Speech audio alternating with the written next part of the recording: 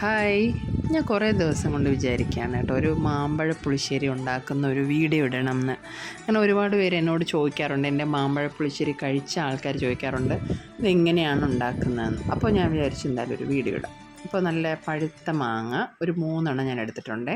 നല്ലൊരു 2 പച്ചമുളക്, ആവശ്യത്തിന് ഉപ്പ് ഇട്ട് നമ്മൾ തിളപ്പിക്കാനായിട്ട് വെക്കണം. അതിലോട്ട് ഒരു ചെറിയ കഷ്ണം ഇഞ്ചി, വെളുത്തുള്ളി, മഞ്ഞൾപ്പൊടി, മുളക് പൊടി, ജീരകം ഇവ ചേർത്ത് ഒരു കപ്പ് ഞാൻ ഒഴിച്ച കപ്പ് കണ്ടില്ല, ആ കപ്പ് വെള്ളത്തിൽ നന്നായിട്ട് തിളപ്പിച്ച് നല്ല വെന്ത് പിന്നെ അതിനെ ഉടച്ചെടുക്കണം. നന്നായിട്ട് ഉടച്ചെടുത്തതിന് ശേഷം കുറച്ച് തേങ്ങ അതിലോട്ട് അരച്ച് ചേർക്കണം. തേങ്ങ മാത്രമേ എടുക്കുന്നുള്ളൂ, അതിൽ ഞാൻ വേറെ ഒന്നും ചേർത്തിട്ടില്ല. വെറും തേങ്ങ അരച്ച് അതിലോട്ട് തൈരും ചേർത്ത് അരയ്ക്കണം. തേങ്ങയും തൈരും ചേർത്ത് അരച്ച് അതിലോട്ട് ചേർത്ത് മിക്സ് ചെയ്ത് നന്നായിട്ട് കൊടുക്കാം.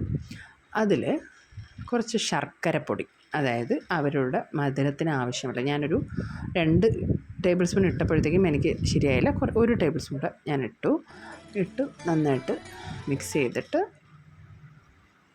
അല്പം കളറിന് വേണ്ടി ഒരല്പം മഞ്ഞൾപ്പൊടിയും കൂടെ അതിലോട്ട് മിക്സ് ചെയ്യുവാണ്. അതിനുശേഷം ടേസ്റ്റ് നോക്കിയപ്പം കറക്റ്റാണ്. ഇനി ഈ സമയത്ത് വേണമെങ്കിൽ ഉപ്പോ പാകത്തിന് എന്തെങ്കിലും വേണമെങ്കിൽ ചേർക്കാം. ഇനി നമ്മുടെ പരിപാടി എന്ന് പറഞ്ഞാൽ താളിക്കൽ.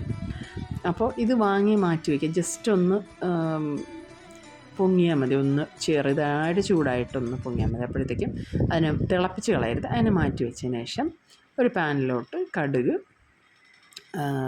മുളക്, കറിവേപ്പിലയൊക്കെ ചേർത്ത് നമുക്ക് കടുക് വറുത്തെടുക്കാം. ഈ കടുക് വറുത്ത് നമ്മൾ എടുത്ത് തീ ഓഫ് ചെയ്തതിന് ശേഷം ഒരു 1/4 ടീസ്പൂൺ ഉലുവാപ്പൊടി, മുഴുവൻ ഉലുവ ഞാൻ പ്രിഫർ ചെയ്യുന്നില്ല, ഉലുവ പൊടിച്ച് വെച്ചിട്ടുണ്ടെങ്കിൽ ഒരു 1/4 ടീസ്പൂൺ ആ എണ്ണയിലോട്ട്, ചൂട് എണ്ണയിലോട്ട് ഇട്ട് അപ്പം തന്നെ അതിലോട്ട് നമ്മൾ താളിച്ചൊഴിക്കുമ്പോൾ പ്രത്യേകം ശ്രദ്ധിക്കുക. ഒഴിച്ച ഉടനെ തന്നെ അടച്ച് വയ്ക്കുക.